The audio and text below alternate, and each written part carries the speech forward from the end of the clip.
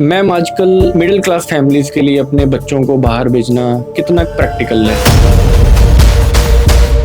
या सिर्फ ये अमीरों की गेम ही है? आज हम जानेंगे स्टडी अब्रॉड का सच। आज हमारे साथ हैं Mrs Jagriti Sharma, regional head Punjab global opportunities. Welcome to the podcast ma'am. Thank you Ishaan ji. आज हम आपसे बहुत तीखे सवाल करेंगे। कोई बात नहीं, इसीलिए हम यहाँ आए हैं आज। मैम, आजकल मिडिल क्लास फैमिलीज के लिए अपने बच्चों को बाहर भेजना कितना प्रैक्टिकल है, कि यहाँ सिर्फ ये अमीरों की गेम ही है? बिल्कुल ईशान, मिडिल क्लास फैमिलीज के बच्चे बहुत बाहर जाते हैं और आराम से वहाँ पे पढ़ते हैं और फ्यूचर में सेटल भी होते हैं। 2025 में कनाडा का जो वीज़ा अप्रूवल रेट था वो कम होकर 33% रह गया। तो इसका क्या मतलब है कि वीज़ा नहीं आ रही? ईशान, लास्ट ईयर बिल्कुल 33% के आसपास ही सक्सेस रेट था और इसकी वजह ये है कि कनाडा ने जो है पहले बहुत ही बच्चे अपने कैपेसिटी से ज़्यादा बुला लिए कंट्री में। आप मानोगे 48% वाला, 50 वाला भी वीज़ा मिल रहा था। अब क्या हो गया, उनको एडजस्ट करने के लिए, सेटल करने के लिए वो टाइम ले लिया उन्होंने 2 से 3 साल का।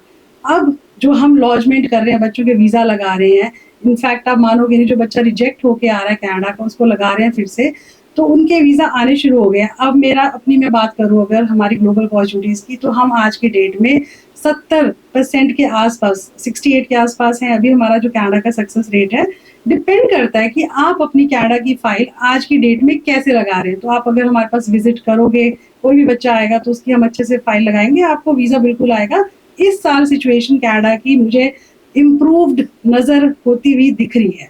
सोशल मीडिया पे हम देखते हैं कि फॉरेन की लाइफ बहुत ग्लैमरस दिखती है, बच्चे वही रील्स को देखकर उतावले हो जाते हैं, पर सच्चाई क्या है? क्या होता है, इनिशियली हार्ड वर्क हर जगह रहता है। आप यहाँ से जब जाएंगे आपको दिखाया ये जाता है कि आप जाते ही यहाँ पे ये अचीव करोगे, ये मिलेगा कि नहीं, बट इसके पीछे सच्चाई ये है, आप जाओगे, आप पहले देखोगे, हफ्ते में जाके आपको जॉब नहीं मिलेगी, आप एक्सप्लोर करोगे, एम्प्लॉयज़ देखेंगे। अगर आप बोलने में अच्छे हैं, कनेक्शंस अच्छे हैं, तो आपको हफ्ते, 10 दिन, 1 महीना भी लग जाता है, कई बार ज़्यादा भी लग सकता है। बट येस, स्ट्रगल रहता है इनिशियल, एंड उसके साथ साथ आपको कॉन्टिन्यूस हार्ड वर्क रखना बहुत ज़रूरी है।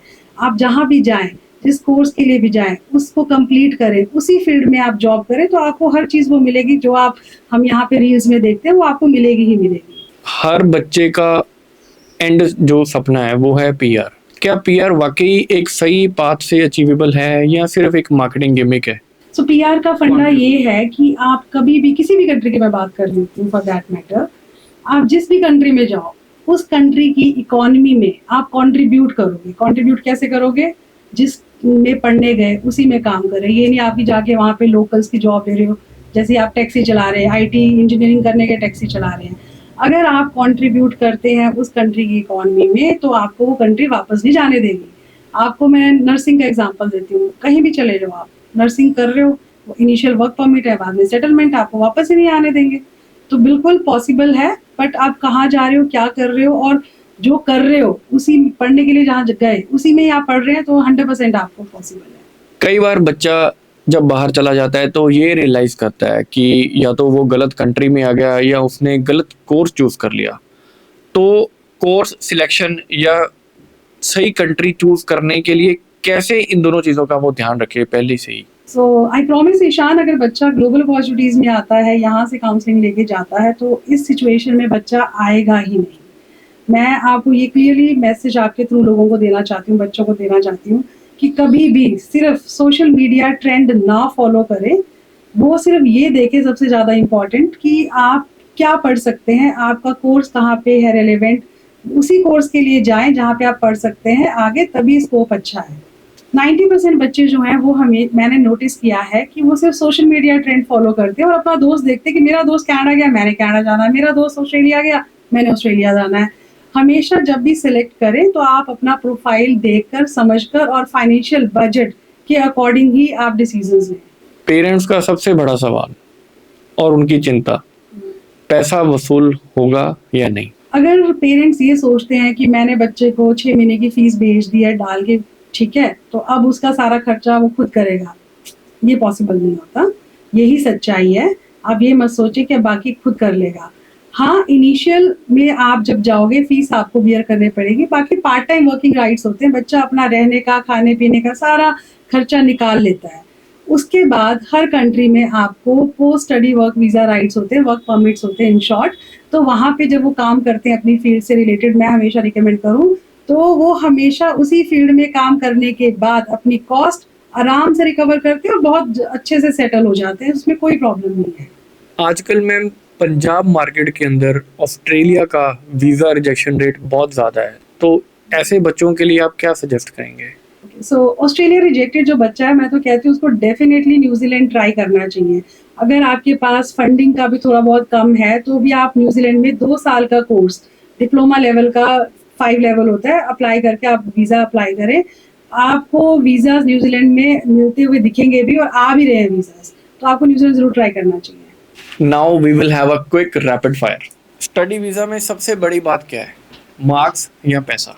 दोनों चीज़ें इंपॉर्टेंट है, मार्क्स भी और पैसे भी। आइल्स का स्कोर लो है, क्या फिर भी बच्चा बाहर जा सकता है? यूके कंट्री ऐसी है जहाँ पे अगर आपके इंग्लिश के मार्क्स अच्छे हैं +2 में, तो आप डेफिनेटली अप्लाई कर सकते हैं without IELTS. Top 3 countries for bachelors. So number 1 New Zealand, number 2 Germany, and number 3 Canada. Top 3 countries for masters. For masters, number 1 would be New Zealand, number 2 Ireland, number 3 UK, because masters is for 1 year. अगर study के बाद gap ज़्यादा है तो क्या बाहर जाना possible है? बिल्कुल, अगर आप गैप को जस्टिफाई कर सकते हैं प्रॉपर्ली, देन यस। मेरा दोस्त कनाडा जा रहा है और मैंने भी कनाडा की रट लगा ली, क्या ये सही है? बिल्कुल गलत है, आप अपने प्रोफाइल के अकॉर्डिंग ही कंट्री सेलेक्ट करें। मैंने बाहर जाते समय कोर्स गलत चूज कर लिया, तो क्या मेरा फ्यूचर खराब हो गया? फ्यूचर खराब तो मैं क्लियरली नहीं कह सकती हूँ, बट यस आपका पैसा और आपका टाइम खराब, क्योंकि अगर आप जिस कोर्स के लिए करने के लिए गए, वो आपने पूरा ही नहीं किया तो आपको बहुत प्रॉब्लम होगी। One biggest myth about study abroad. वो ये है कि आप सिर्फ पैसे वाला बच्चा ही बाहर जा सकता है, जबकि ऐसा नहीं है। सो मिडिल क्लास फैमिली वाले बच्चे ज़्यादा बाहर पढ़ने जाते हैं। One major reason for visa rejection. No proper documentation, filing आपकी ठीक नहीं लगी है, देन रिजेक्शंस।